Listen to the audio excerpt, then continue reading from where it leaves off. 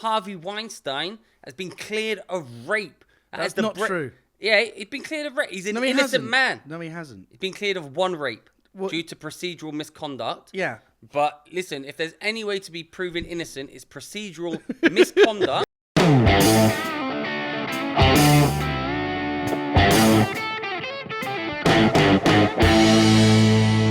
Welcome to yet another episode of the Three Speech Podcast. I'm a mad lad at Jihad. Today, I'm joined by Fatty. He's all the way back from his holiday. Why are you being rude?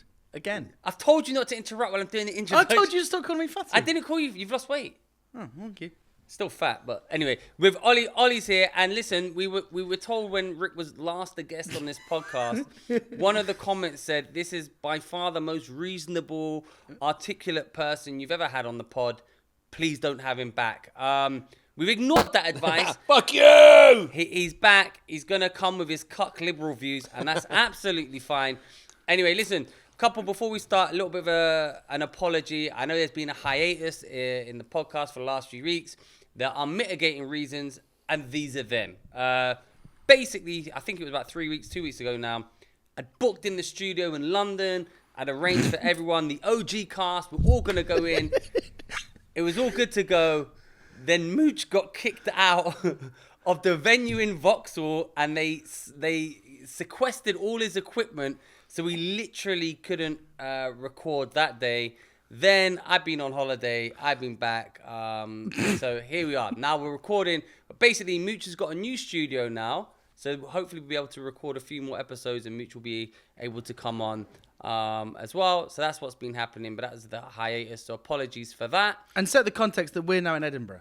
We're now in Edinburgh recording from the Hoots studio. So thanks, Rick, for putting us up. Thank you, Rick. Yeah, and it is what it is. But there's in the media, in the interim, been a lot of stuff that's happening. But breaking news: Harvey Weinstein has been cleared of rape. That's not true. Yeah, he's been cleared of rape. He's an innocent hasn't. man. No, he hasn't. He's been cleared of one rape due to procedural misconduct. Yeah.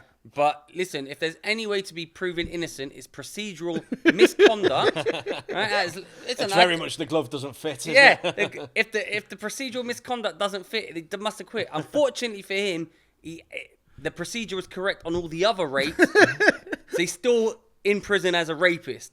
But he should have a fair trial. Because basically what happened what's the point?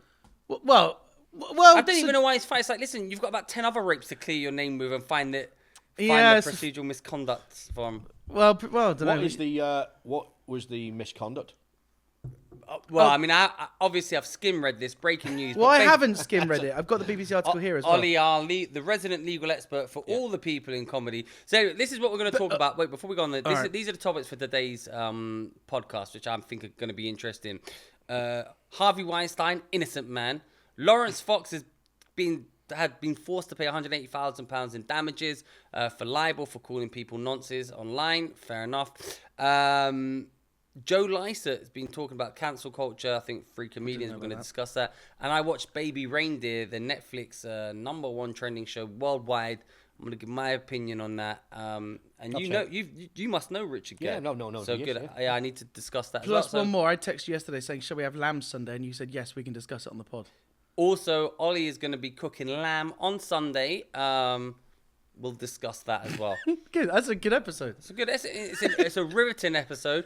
So now back to the last time we also O.J. Simpson died. That was sad. In the interim period, he died. The last episode we did was you're not going to remark on O.J. Simpson's untimely demise? He took the vaccine. That's what you get. Yeah, he was shot twice. Someone else.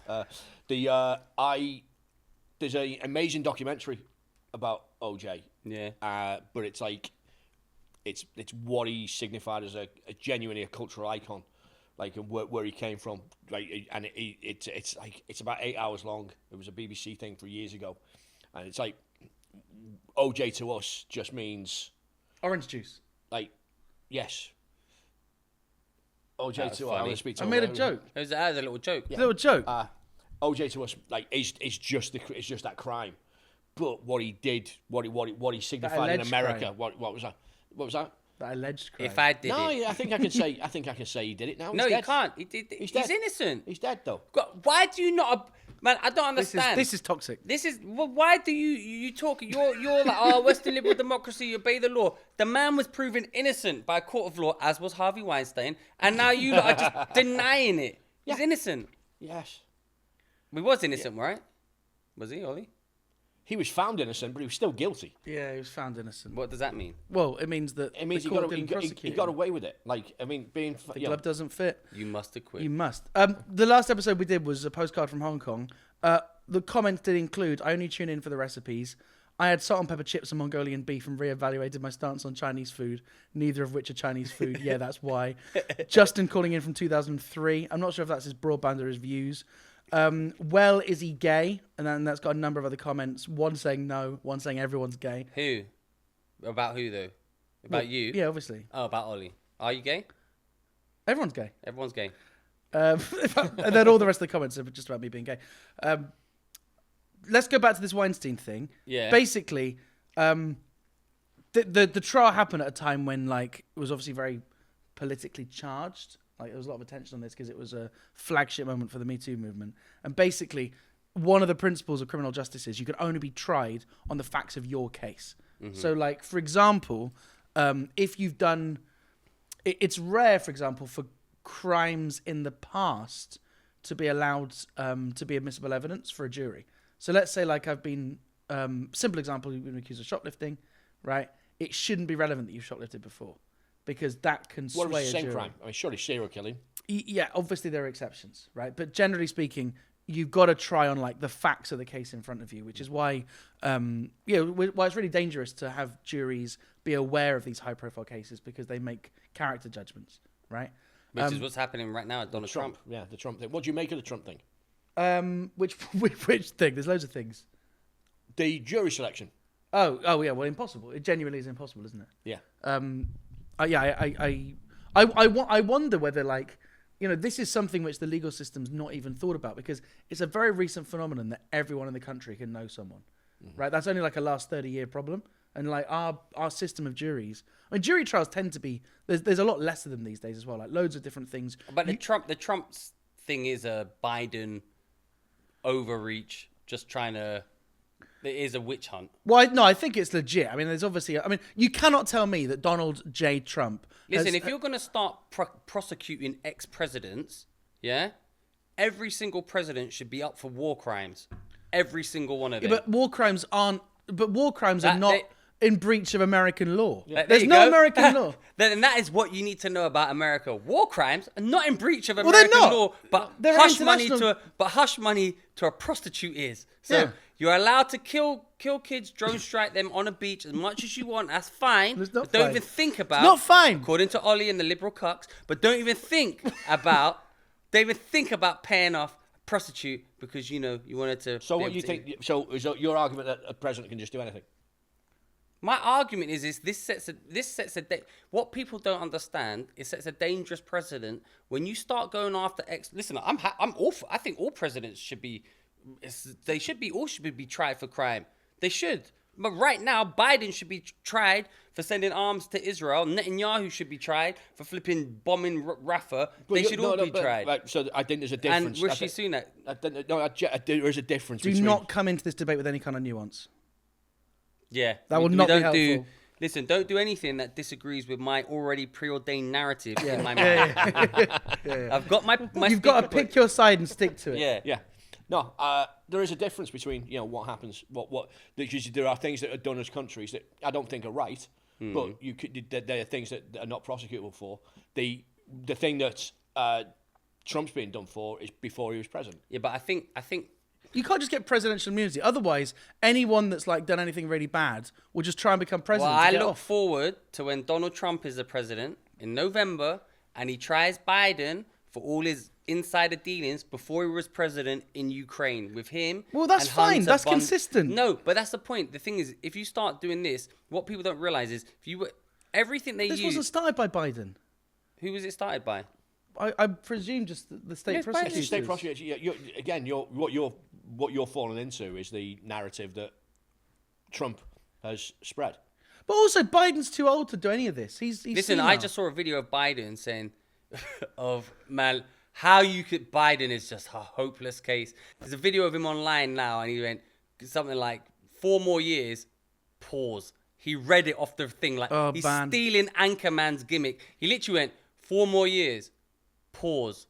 Like that, and it's like this is your president, the ruling world. Look, the point is, I'm not here to like go back and forth on Trump, but what they're doing now to Trump will be done against the Democrats as well. Yeah, but I mean, the point is, right, a president should be somewhat protected from personal consequences for their decisions. Right? This is actually a very similar, a good analogy to think through this problem is, how much do we want the police to be protected for if they were, for example, to kill somebody, right? Like, there's two sides to this argument. You've got to pick somewhere in the middle. Either you say, if a police is doing something in the line of duty, then they're immune, right, from any kind of prosecution.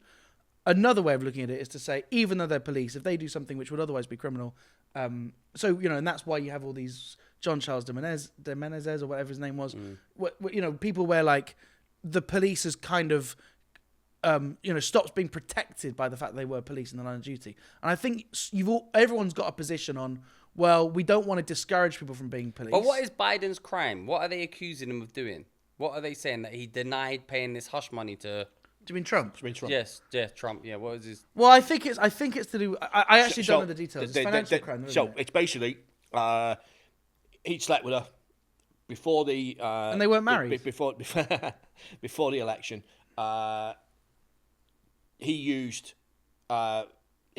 the money from the campaign to pay her off, and then that was done by a lawyer, right? That was a lawyer. Is it Comey? It was one of the dodgy ones. Yeah, and who's a proven liar? That lawyer, by the way, for doing the thing. He went to jail for the thing. But he is a proven liar under oath. He's lied in court. But you don't normally mind liars. No, I don't. I'm saying he's a terrible witness, terrible character. Darius's approach to debate is. I've only recently remembered this. There's that scene from Alan Partridge where Alan is panicking about something, and he says to Sonia, this can't happen. I'll go to jail, right? And then Sonia goes, but Alan, you say that prison is like holiday camp with PlayStations. And he goes, no, I was making a different point. Right? And that's basically, that's Darius's approach to debate. No, my approach to debate is win at all costs. Go on, that's the thing. The difference between, I'm quite happy to explore a topic. What you want to do is win. That's the difference. Well, I don't know what we're discussing. I was discussing... We're supposed to be discussing Weinstein. And I've got an interesting anecdote about this. So, you want to hear it? Yeah. Sounds like you got a Netflix special coming up. No, we'll talk about that. Darius watched it last night, and I was too tired to watch it, so I've got nothing to say on it.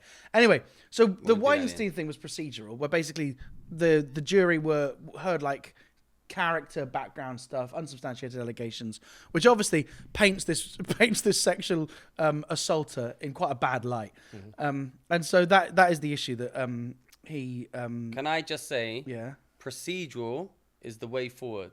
I almost got fired from my job once for allegedly committing an in-job crime when I was working for Transport for London. What were you accused of? I was accused of selling freedom passes that were being sent into the offices. I was accused of that. Yeah. Whether or not I did it. Did you? Can't say. However, wait a minute. Obviously, I did it. Yeah. However, when they wrote up the crime, the people, they wrote it up wrong. So the union's like, listen, you didn't underline this shit. Innocent of all charges. And that's how you get away with it. And not get away with it. That's how an innocent man walks free. I mean, getting off on a technicality is probably the best way to get off. Yeah, it's like winning a game with an own goal. It's like winning a football game with an own goal kind of thing. Do you know what I mean? Yeah. I got no, I didn't get caught speeding because I deny I did. Yeah. M5 going back from a gig. It was like 11:30 at night, and it's it's got roadworks, 50 kilometre limit. No, miles per hour. Why am I saying kilometre? That's woke. It is woke, actually. And, gay. Get comments about that. Ollie's confirmed gay, uses kilometres. But anyway, so you log into like the Avon and Somerset Constabulary website, and it's got the collaboration certificates. There are not any certificates there. So I'm wondering whether I don't just take the speed awareness course and try my luck and go, well... I got 3 points for driving from Edinburgh to London. Some little shithead policeman on the bridge with his little gun. He did it because he fancies you. But I do wonder, because I actually don't think I was doing 57 because I just got my new car and I was excited about having the. Oh, this is recent. Yeah, it was literally within 2 days of getting the car. You definitely were speeding. He'll be banned by Fringe. Yeah. Yeah, but it is annoying. But yeah, but so I mean, I wonder whether I can go. Well, look, I just don't believe that these were calibrated. If you can't provide certificates. Yeah, do it. What happens if you do it? If they Well, then I get a fine and 3 points. Whereas why? So you either take it or you. Well, no, because what I can do is the speed awareness course. But can't you just fight them in? If I fight them in the magistrate's court. But can't I say I don't think this is calibrated right, and if it actually was, I think all right, then I'll do this. No, that's the thing. So that's kind of how they get you. You know, they it's very tempting. They're like, all this can go away if you just sit in a conference room for It's 3 hours. £100. I did a speed awareness course once. That was a scam. I got caught at one of the top 10 speed traps in the UK. Basically, in Canary Wharf, when you drive from the road down the tunnel, it's 40, 40, 40. Then it changes to 30. But it doesn't really say it. Going up north, you go up north to Aberdeen. Yeah. There's like a speed camera.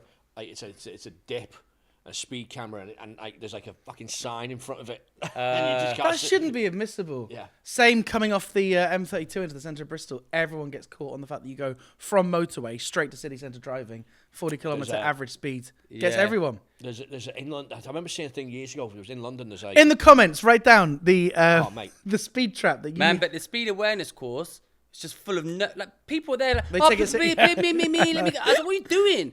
Then the guy was going around going, "You've all been caught speeding." And I was like, "Not me. I was tricked." Anyway, and then he got really angry because I was adamant. I said, "Listen, I wasn't. I was following the thing. The sign changed. I didn't know it changed. I would have followed it." No, but you've been speeding in the past. But no, I haven't. We just said, "Listen, if you're not going to admit that you were speeding in the past, we just cancel the speed awareness." So but they do have this like quasi authority, right? Yeah. Because obviously they're third party course providers, but in theory they can write a It's letter. AA. It's the same authority you get with like signing on, or like that kind of like it's Yeah. that same level of authority of like not real authority. These guys probably just they failed getting into the police, and this is the job they've got. I hate anyone with that kind of attitude, actually. taking the job too seriously. Yeah, and anyone that's got a kind of a little bit of, it's not even discretion really, is it? Because there's still a protocol they've got, and they don't fear the fact that they've got a boss who can do a review of what they've decided. Well, anyway, Back to Weinstein. Yeah. So anyway, Weinstein's Speeding. innocent. Why are we talking about speeding? Procedural technicality Oh, with yeah, the camera right. calibration. Oh god. Right. Anyway, so the Weinstein thing was that, right? But obviously, yeah, he's obviously a bad guy. No, but I've got a story about Weinstein. I got a friend in America who works as a PA to a very, very famous person who won't let me say, but like. Well, tell us. We'll beat the name. Well, is that A-list? Well, just tell us. We'll beat the name. I can't. A-list. Well, no, but No, but I don't believe you will. I will. Right. A-list Hollywood. Just say the name. I believed you. I believed you would until you said I will. I'll delete it. No, you're totally right not to say the name. Yeah, I but promise. Just tell me. wait, is it all I the- promise. I'll tell you off air. All of these. Well, just say it now. I promise I'll beep it. No. I promise. I Why? promise. What's the point? Just make up a name. Oh yeah, of course. Yeah. I'll just lie. lie. Actually, that's the point. I just need to start using Darius's playbook against him. Yeah. Well, no one. Angelina Jolie. Well, it's obviously not her because you said him. Yeah. So, I'm assuming Brad Pitt. go on anyway to finish your story. Point is, right? And his friend does a podcast that I guested on, and we recorded it in this person's office, right? And there's like you can imagine like all of these like Hollywood producers and whatever, they've just got an office where they have like 3 or 4 of their staff, right? And there's a block in New York above a restaurant where Weinstein had his office, and it was literally like 2 doors down from this guy's This is office. my story. This is someone's line. This is a known story about this. I know, but this is true because I've been here. Wait. Basically, what I heard was there's a restaurant underneath, Yeah, right? and he used to take them out to the office and bang them. I told you this probably No, after I went to New York. I told you this.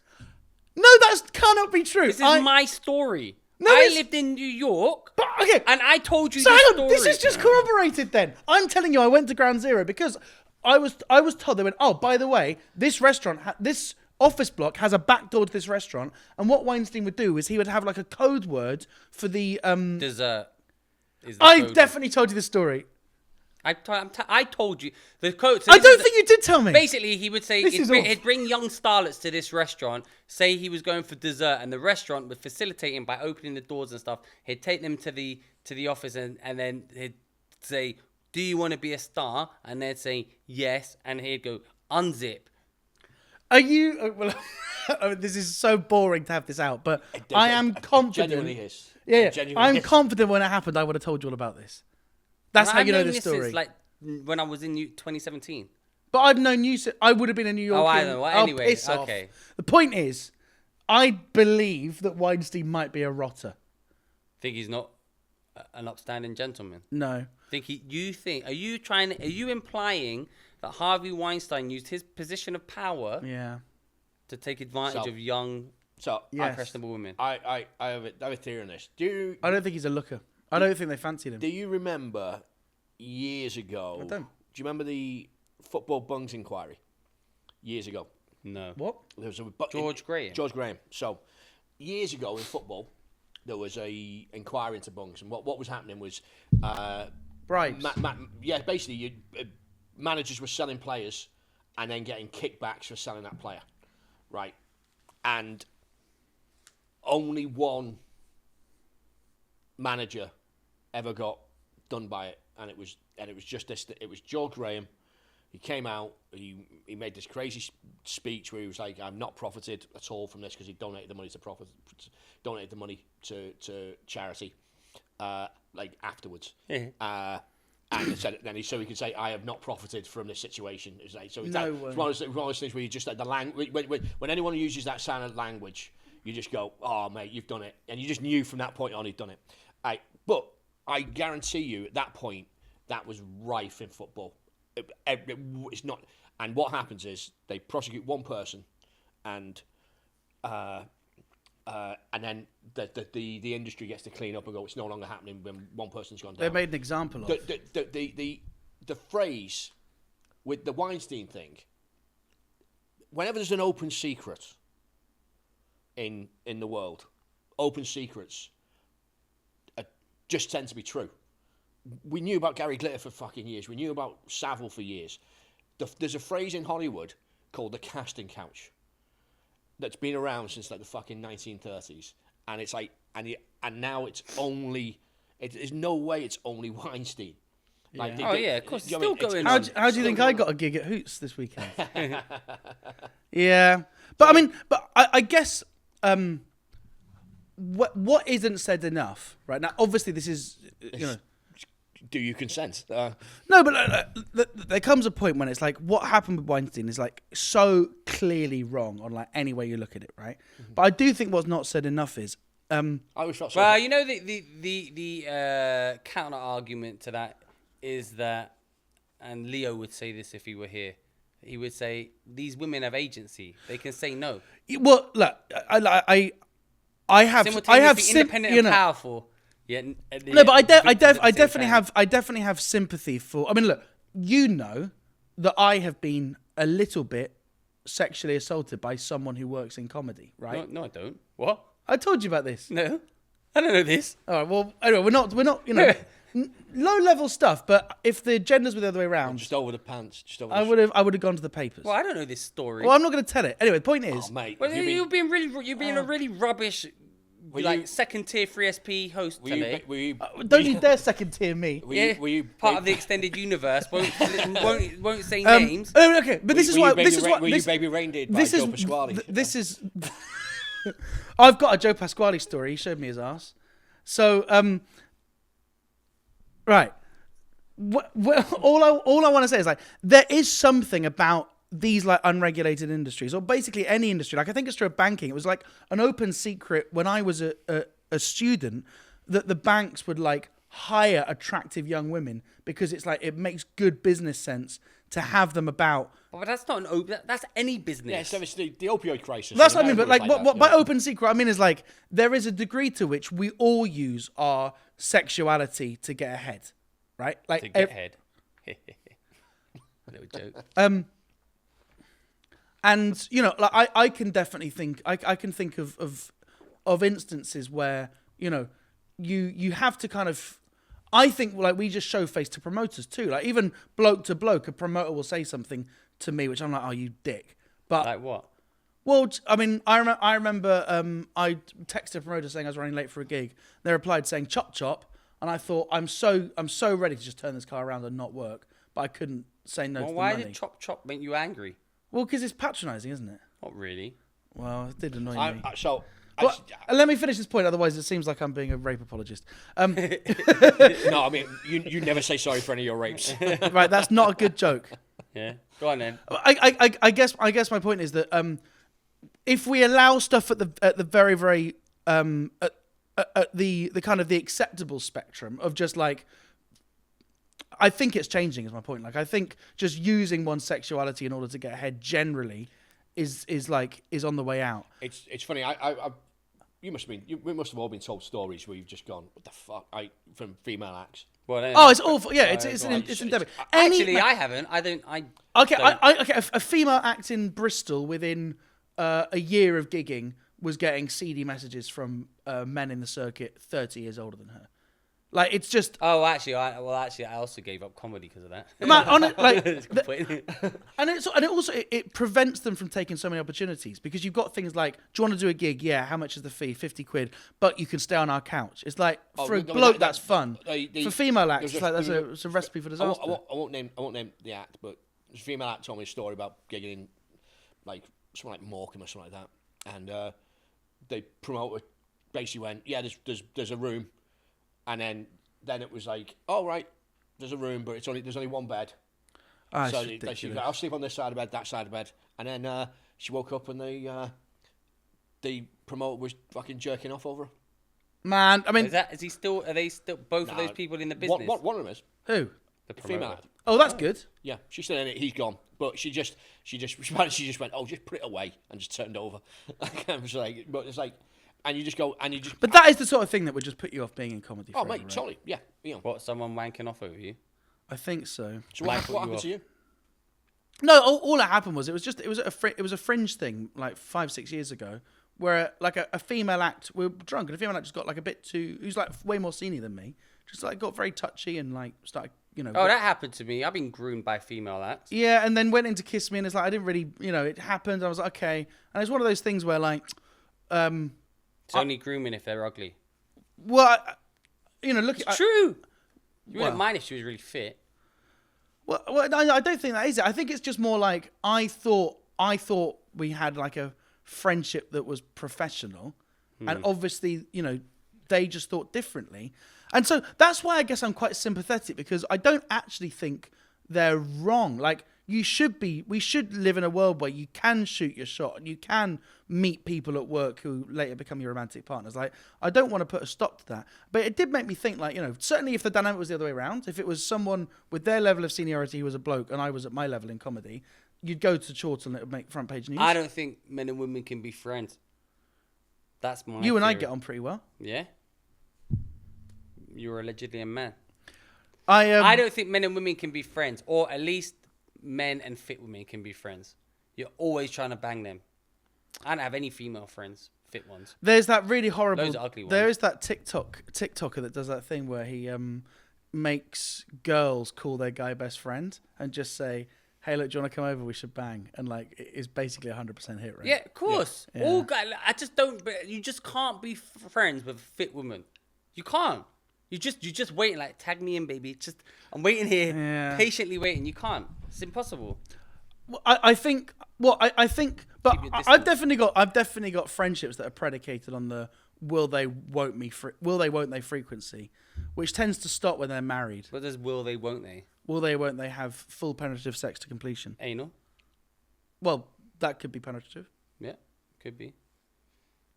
Anyway, so I think we've covered the Harvey Weinstein thing in quite I don't think that topic has been treated with the care. The point is, he's an innocent detail. man That's of one rape due to procedural misconduct by the New York whoever. But there's going to be a retrial. He was convicted on other rapes where they got all the procedure correct.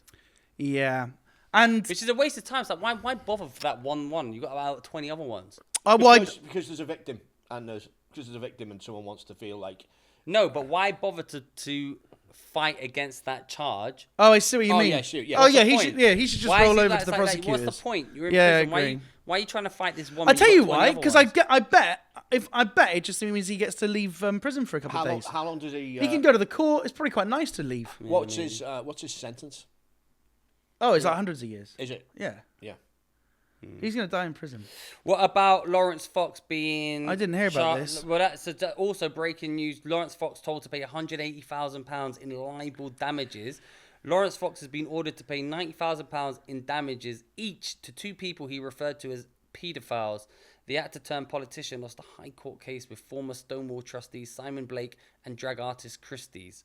He made the remark on X, formerly Twitter. Formerly Twitter. Formerly, at every point they've got to say that X, formerly Twitter. It's like dealing with Prince. Yeah. Who was the... So, what was the tweet that you calling someone a pedo? What was... You call people pedos all the time. Yeah, but we don't do it on Twitter. You don't do it on Twitter. You don't... And you'd probably... I mean, the subtext of that is that it's two gay guys, isn't it? We probably, yeah. Drag and Stonewall would be, I would guess. I saw that he got in a fight with his ex-wife where he accused her of snorting cocaine or something, and then he took that tweet down. So he seems to be playing with fire a bit. it's the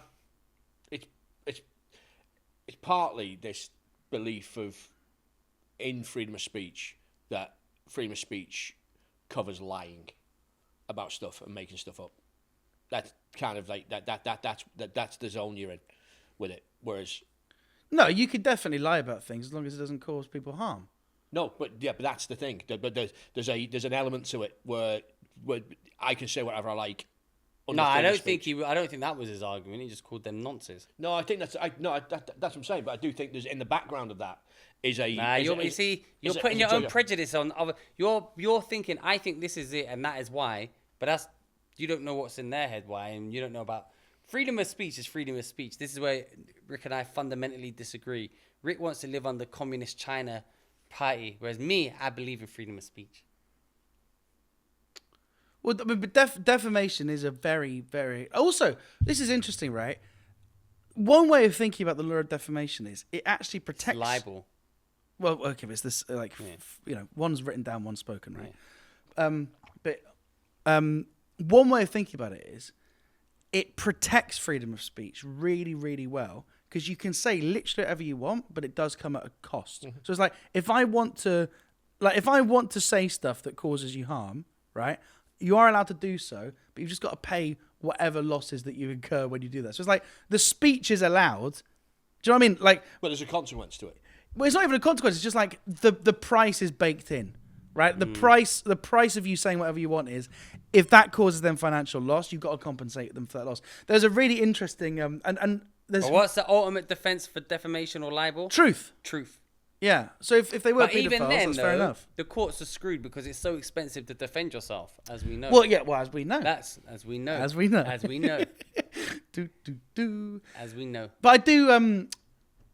The problem with him, right, is he is courting this because he spends most of his time on Twitter saying, "Well, I'm going to speak to my lawyer about this. I'm telling," right?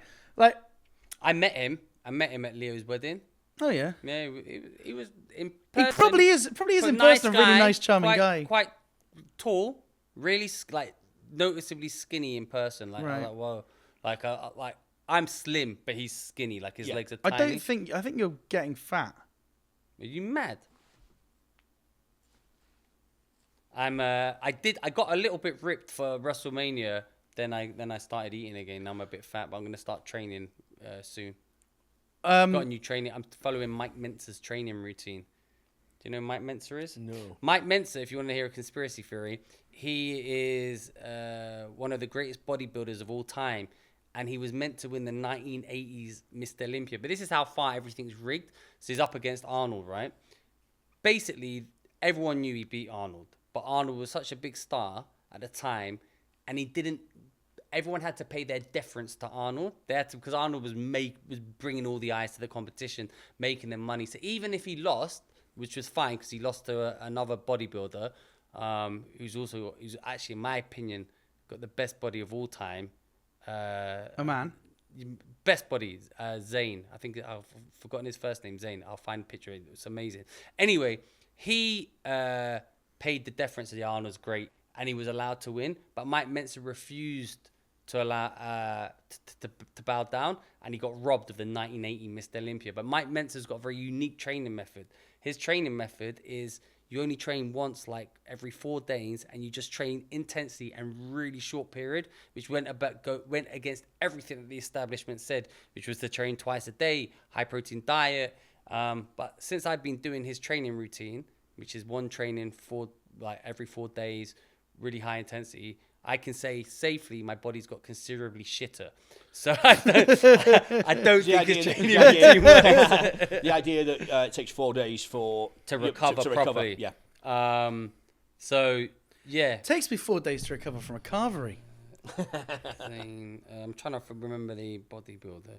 What isn't it? Frank Zane.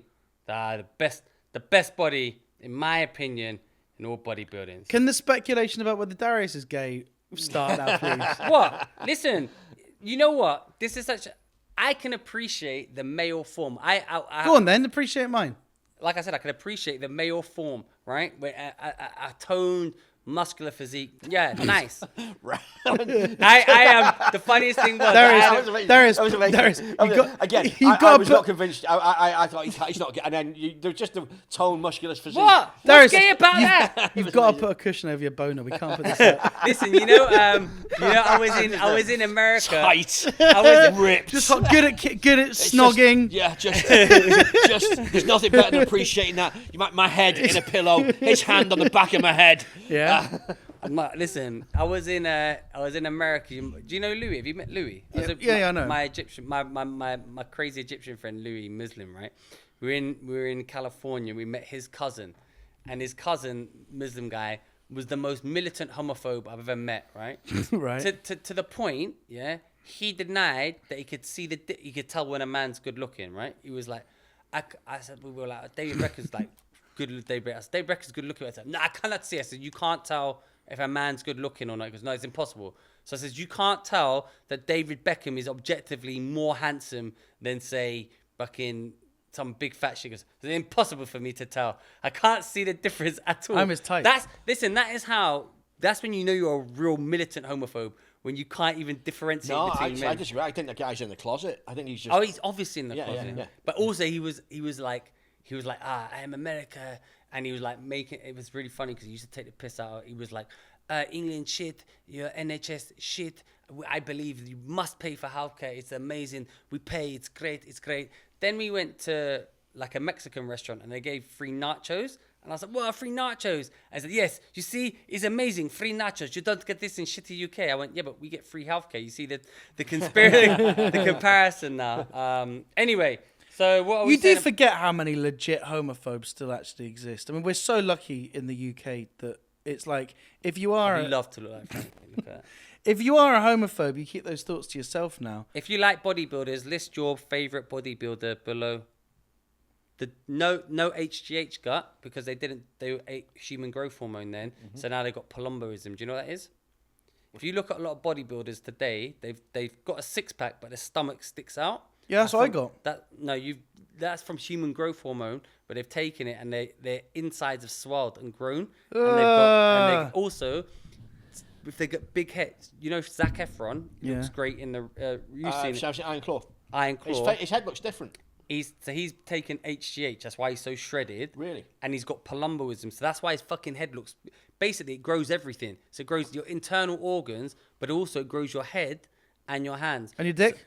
Didn't they put Messi on HGH? Yeah, but that was because he had like he didn't. It was from like really young age. So he had whatever precocious puberty is or whatever, the late version of that. So he never went through puberty. So they put it through. So he just basically kicked his puberty in. But a lot of people take HGH, and apparently it's a wonder drug, but you got to really moderate it carefully. Well, do you take it?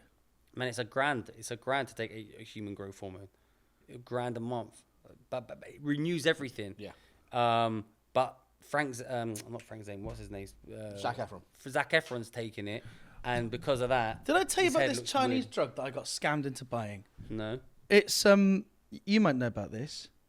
So when I was in China, I was passing through Hong Kong, and my Chinese friend said, "Oh, can you buy me some of this?" Well, when Justin came to visit me in New York, he bought something called Yonggang, which I've discussed on the podcast. NMN.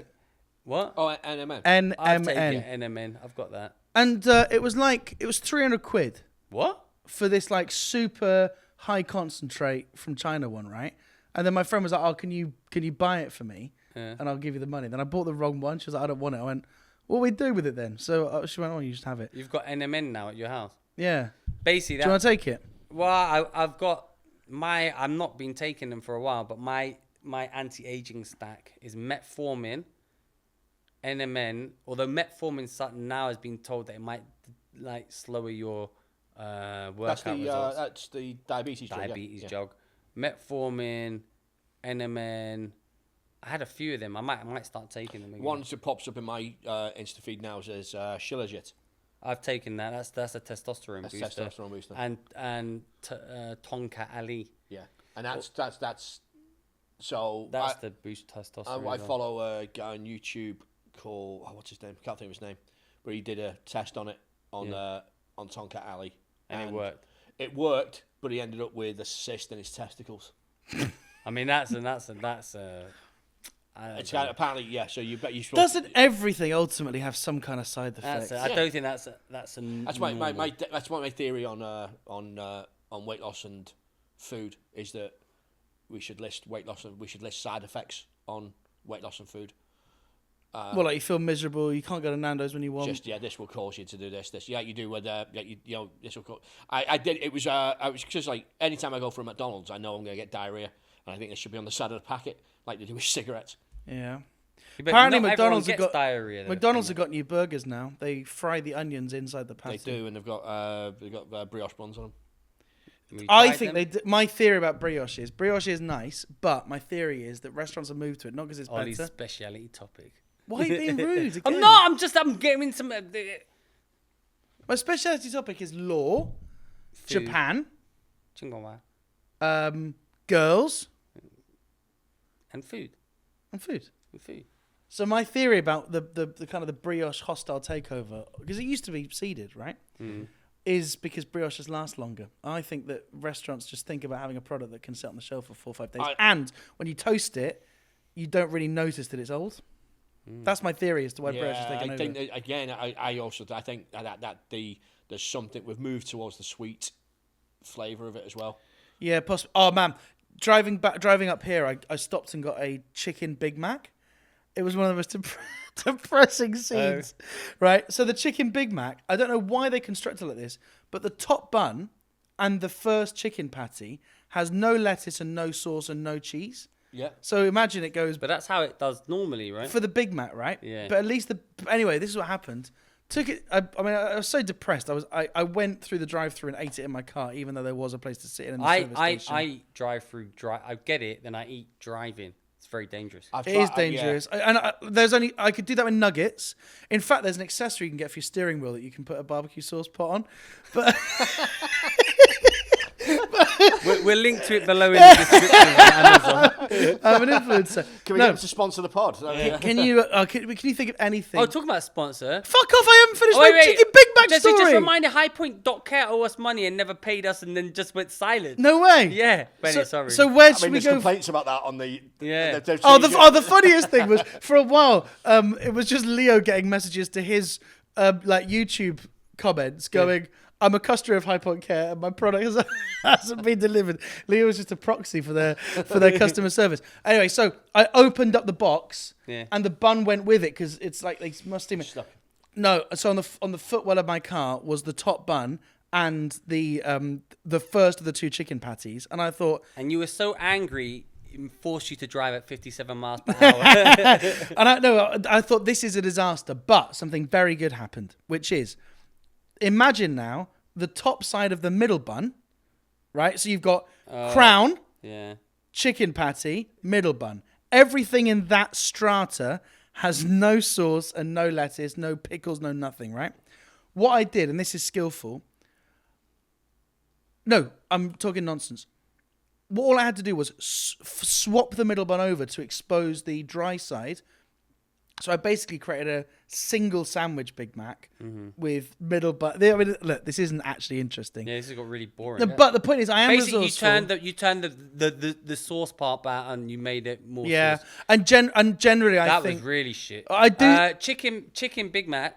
You think it's going to be nice? It's rubbish. It's not that Absolutely nice. rubbish. It's too Also, dry. I also don't think the sauce is the same as me. the normal Big Mac sauce. Just got a call from my dentist. Same what?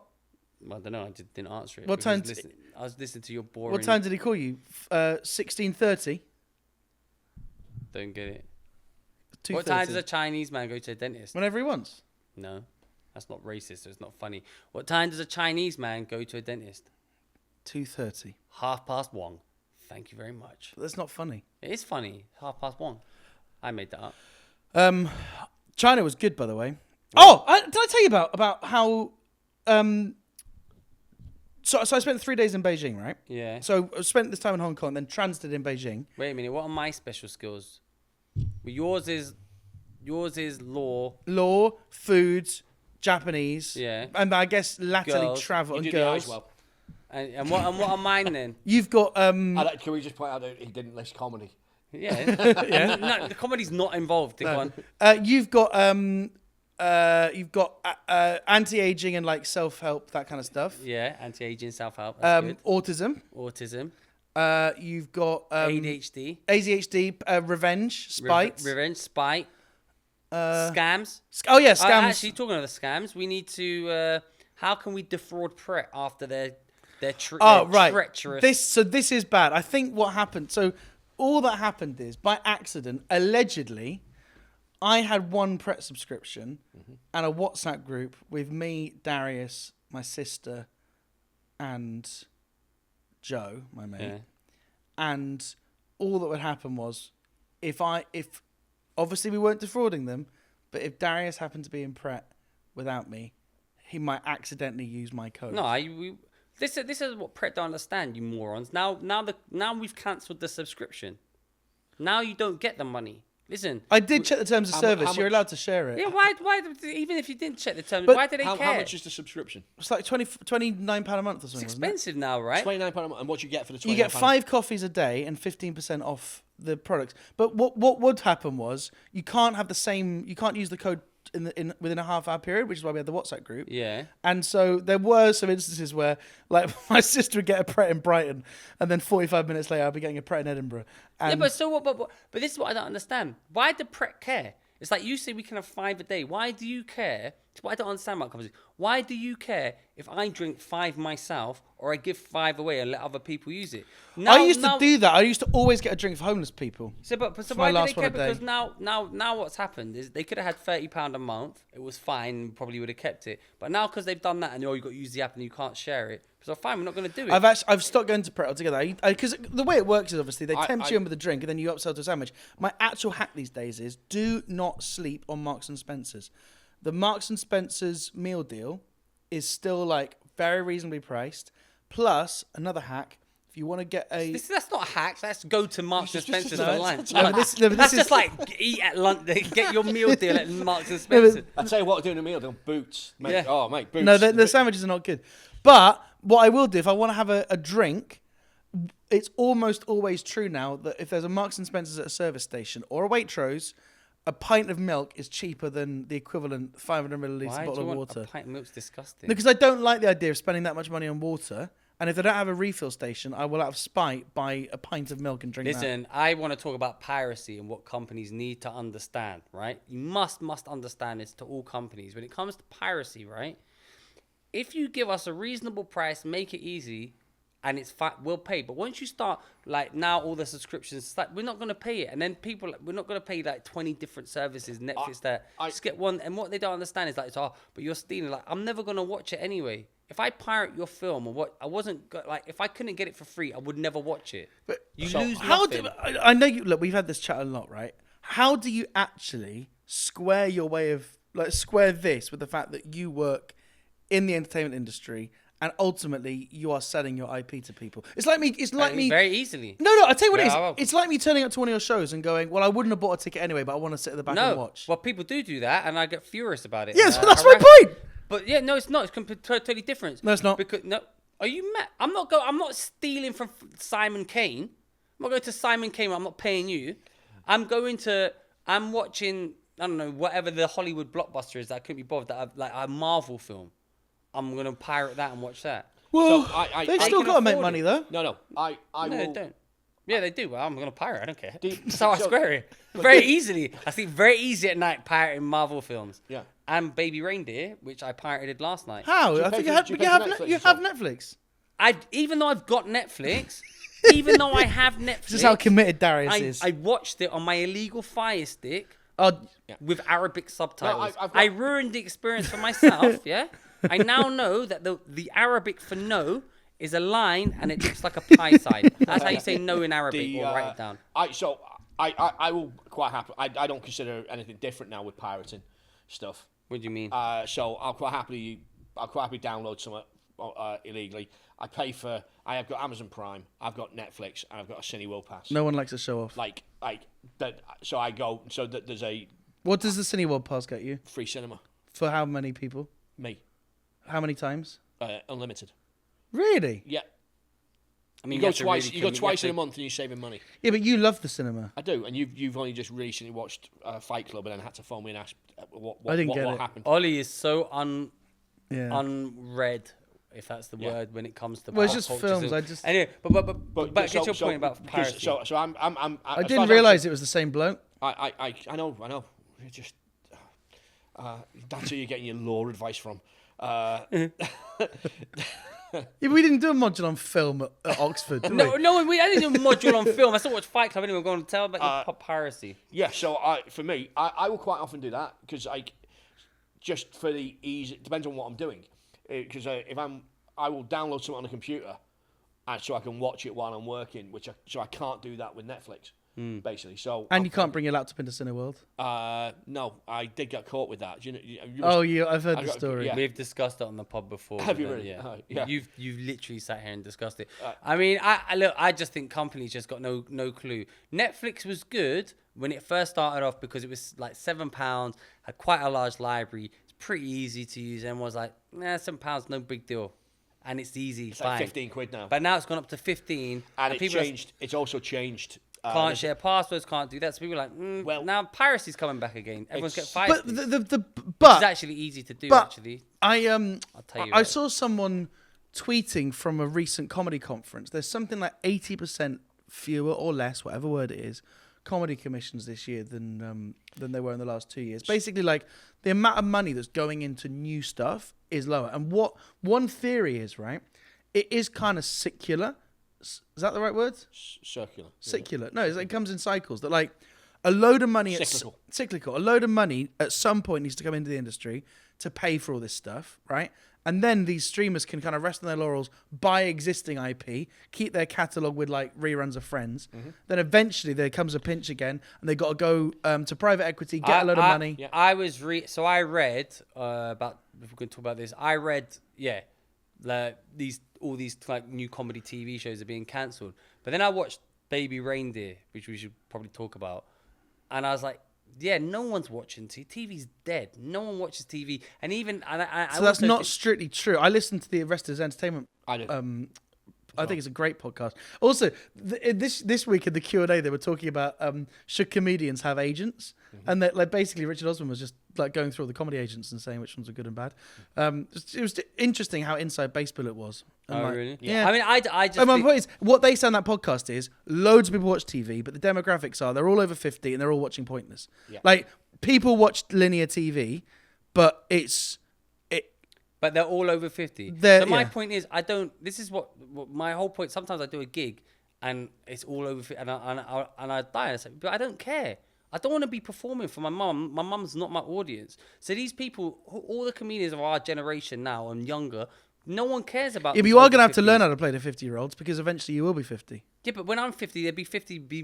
People be my age. Will be But you're also going to be have 50. to stop pretending that you're not 50. Yeah, but my 50-year-olds will be 50. Yeah, but you'll still be pretending that you're in your 30s. That's fine. They'll be jealous. No cap. Finna be good for that. Anyway, the point is, I don't even know what the point is. Point is, Baby Reindeer. Oh, yeah. I heard all the hype. I sat down, I watched it last night. The reason a lot of the Fringe goers like it is because it started off as an Edinburgh Fringe show that then within 3 years... It's basically 2 Edinburgh Fringe shows. Oh, is it? Yeah, so it is... Stop coming on here with knowledge. Well, it is, because it's like he won the award for Run Monkey Boy Run, which is him on after the sexual attack, he went running. You got to give more context, because I've So not really I'll seen explain. Also, so Baby Reindeer. So I kind of went in there. It was really, the reviews say it's unsettling, but basically, it is. It's really good though. It's a drama. It's not comedy. There's a few funny. It's got a feel of a sitcom at times. There's a few funny moments in it. Dark, but basically it follows this Richard Gadd. I guess is a true story. Who you know in real life. Yeah, I've known him for years. Yeah. So I want to ask you a few questions about him in a second. He's been stalked by this woman, like crazily stalked, like messaging him at all times of day, just insane. It's close to like 31,000 over a period of 2 years. It's something like 31,000 emails. But it's a kind of a symbiotic relationship because he kind of likes the stalking, and he doesn't he encourages it to an extent. Previous to the stalking, so it comes into it partway through. Previous to the stalking, he was sexually assaulted repeatedly by a TV producer. Do you know who it is? I don't know who the TV producer So there's is. been so he got when he says when you say sexually assaulted, that's actually kind of it's mild. I mean, he's raped though, repeatedly raped. And they kind of show it in the show, and I remember thinking, oh, how can you get raped? But then you watch his they handled it pretty well actually. Yeah. I think they did a good job. And it kind of fucked him up. Not knowing anything about this, right? The cynic in me says this is him telling his story. Yeah, I mean the whole thing is. Yeah, it's good. It's literally his story. But I guess. Well, maybe the male rapist needs to go and fucking do his own Edinburgh show. Yeah. Get a venue at Laughing Horse. So basically, it's full this year. Because they lost Cab Vol. Yeah. So basically, then. Who's taken over Cavol? Just a tonic. Just a tonic. After the first, so basically, there's 2 incidents. The Baby Reindeer, the series is from two mental incidents. The first is, he did 2 Edinburgh shows. The first show he did was, I think he won the award from Banshee Labyrinth. I think it's where he was. On Calgate. And were these stand-up shows? Yeah, well, sort Storytelling. of. Basically, the first show. So he did Breaking Gadd, right, which is him doing a stand-up show. Was he good at stand-up? Yeah, what's his stand-up? Because I was watching this, I was like, honestly, watching that show made me depressed about how shit I am at stand-up. Why was he good at stand-up? I don't know. He is good. Made me feel shit. Why? Why? Right. Because I was watching it and it's like, wow, this is like this, and this, and I'm talking about my dick or something. So his stand-up was. You also talk about Klarna. Yeah, his stand-up was anti-comedy. It's borderline clowning, and he would do stuff with audio. So he'd have a punchline, and then there would be, you'd like it because it was overproduced. He'd have Don't just stop. So the stand-up bits in the show, pretty much what he would do. Yeah, and he would die, but it was actually, you could see it was good. Did he do it at Monkey Barrel and stuff? He's done it. He's performed for me at Monkey Barrel. Probably just before the pandemic. Would you book him here at Hoots? 100%. Yeah, well now he's famous now. But No, what was I- his stand-up like? Like if before he was like in. So he would do you'd like, it's audio visual stuff, but it's almost clip based audio visual stuff. So whereas you do long form audio visual, he would have that on, and then it would be a PowerPoint presentation. Like Darren it. Walsh sometimes Don't does. know that. Don't know Darren that. Walsh, he does like just the middle of a set. Like at the end of his set, he'll just like click a button, and then a song will just play like, I have this little onion, So and then he goes, that's your lot. I can't remember it was him. Do you get it? Yeah. Yeah. That's your lot. And then, so he would, but it would be totally audio visual, click, and he'd perform with whatever the PowerPoint presentation was. So was he a professional? Because I never saw him. 100%. Yeah. So basically, was his job professional comedian? Yes, he was up here.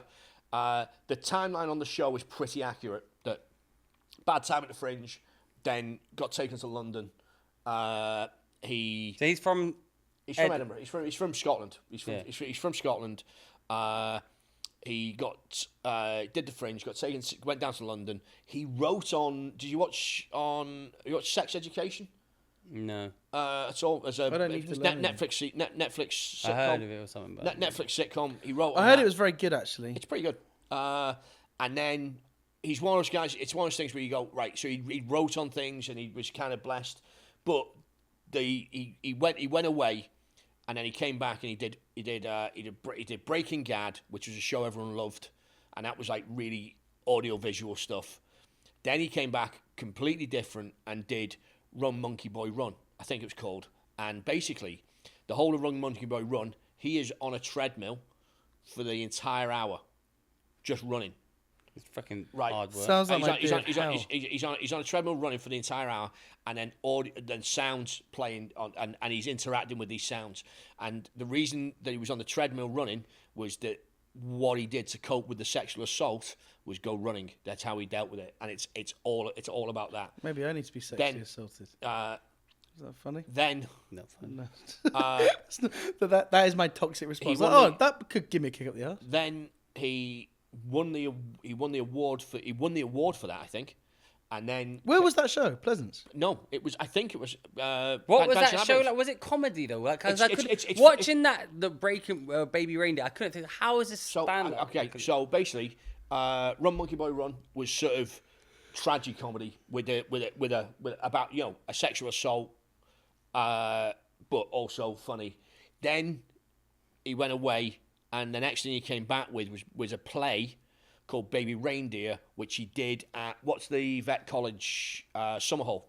Oh, yeah. Which he did at summer hall. But that wasn't stand up. That was a show. That was like a play. And then they've turned the play and to explain the full thing, basically because that's what it starts off with the play. It starts off meeting the stalker, and then it is an episode where it talks about the sexual assault, and that then moves into what happened pre. So but before all of that, before was he like gigging in clubs? Like Yeah. what was his stand up? Like his 20-minute routine set was His just 20-minute routine is him being crazy with a soundscape behind him at times. So he clicks stuff. And was he like already an industry darling? Because it's No, just me looking on. I don't really know him. Although, incidentally, listeners, he is part of the 3SP extended universe. Why? Because I followed him on Instagram, and he is following Ole Crease, No way. the cartoon Leo that they made. That stopped So now? that stopped. Well, he's hardly on it. But anyway, he's part of the extended universe. Yeah. So he basically. So he wasn't, because it seemed to me, so the point is, seemed to me looking on him watching, it's like, oh, this guy must have been kind of in like, the comedy cabal, whatever, one of those ones, Pleasance and that kind of thing. No, he was up here. He was gigging, and then he basically made the move to London. But I reckon if his dream was to write a sitcom, then and you're motivated, I think it's possible. You don't Yeah. have to be part of the cabal to do that. Doesn't get handed He to a moved to plate. London, kept in with the Fringe, but yeah, as I say, Breaking Gadd was the first show he did. Was maybe a second show, but he did a show called Breaking Gadd, which was really well received. Did you see it? Did you see any of these shows, of his actual shows? I've seen Run Monkey Boy Run. And was that comedy then? What would you say that was? I think I mean it's a comedy performance, it's a play, but it's more. I think it's more of a play. It's more of a play than stand up. I think it's a show. Do you know what I mean? It's like one of those things. It's like Nanette. What people think about Nanette? Is it stand up? Is it That's a true, show? actually. Like a lot of stand-up shows aren't really stand-up for an hour, are they? No, do you know what I mean? It's like that difference between you can get the one-liner who just stands there doing joke.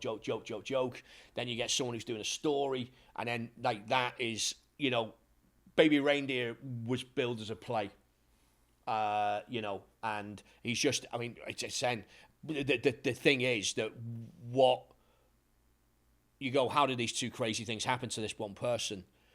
What it is that the sexual assault opened the door for his reaction to allow the stalker in, basically. But what? Because he took a he was so low after what he'd gone through that he ends up with the he ends up struggling with his sexuality now and his feelings and all that kind of stuff. But now what's happened though is because it's based on a true story.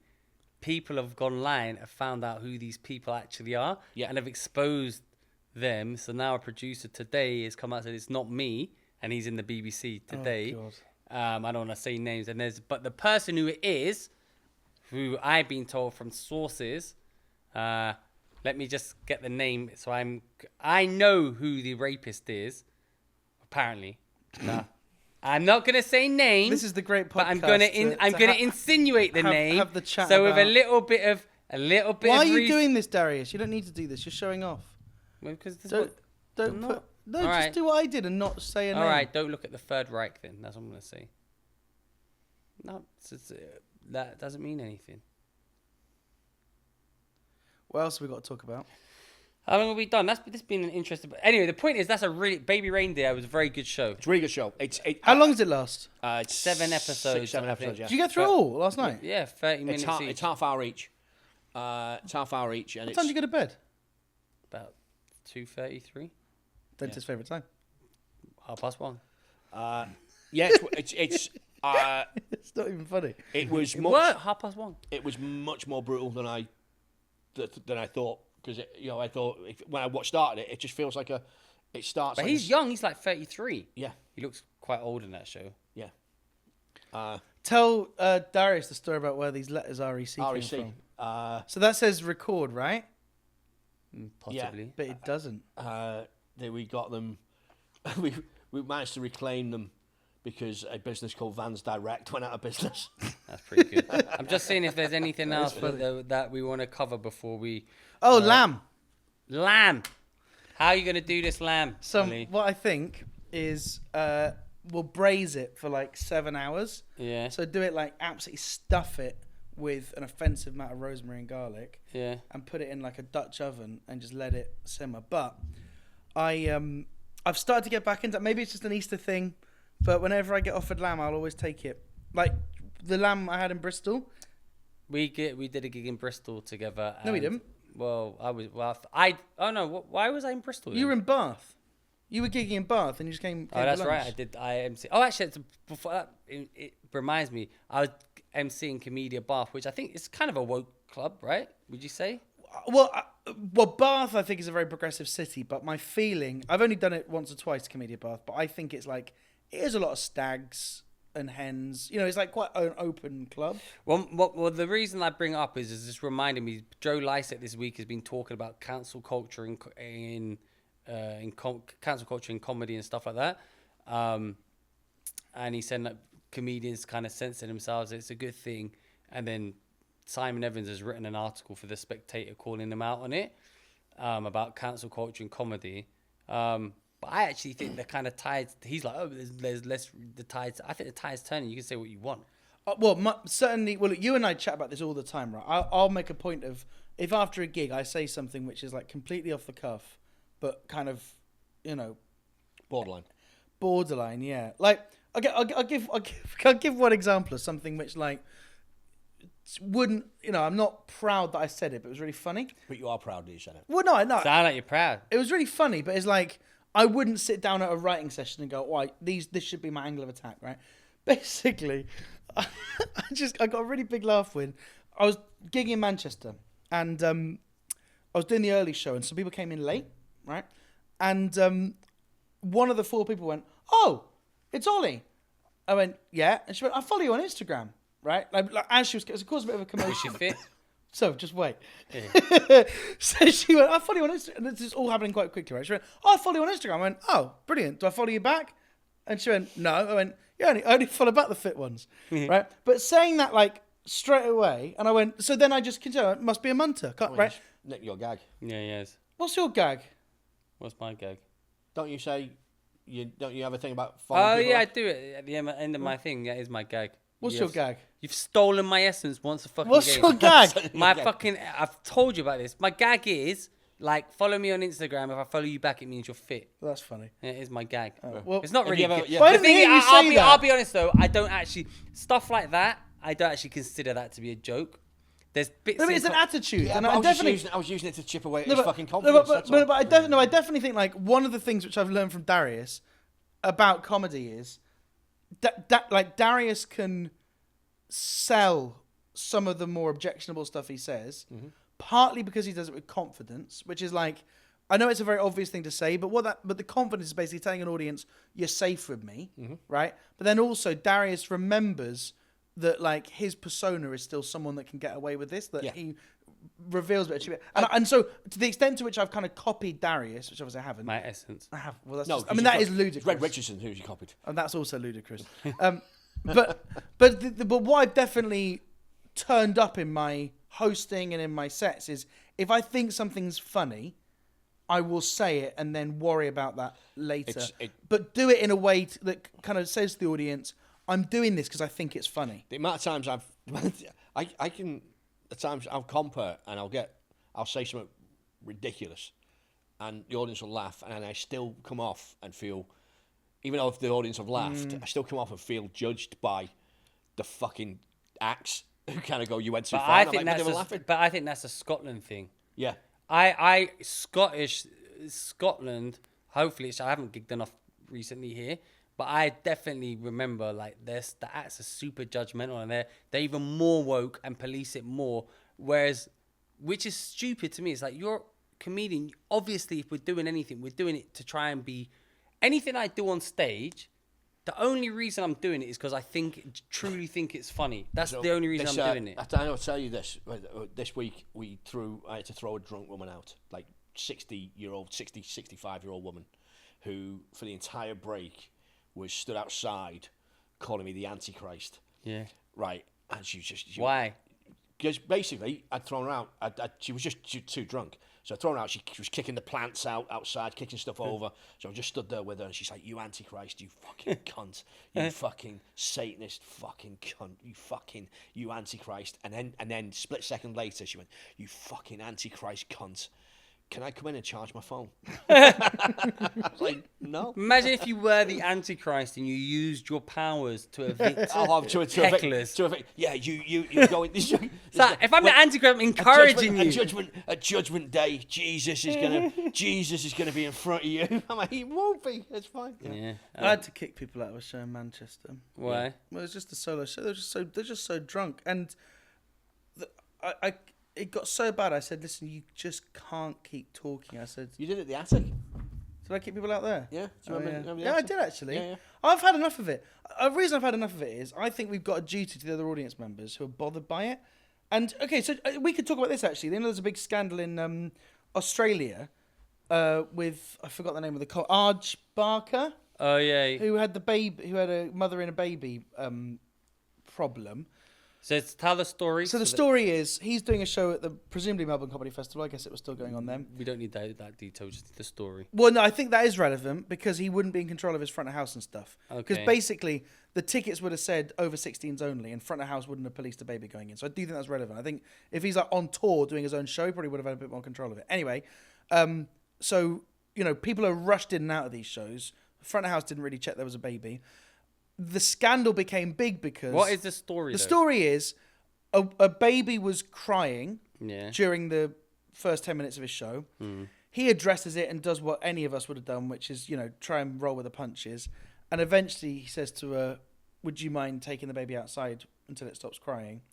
The story then becomes he kicks out a breastfeeding mother, right?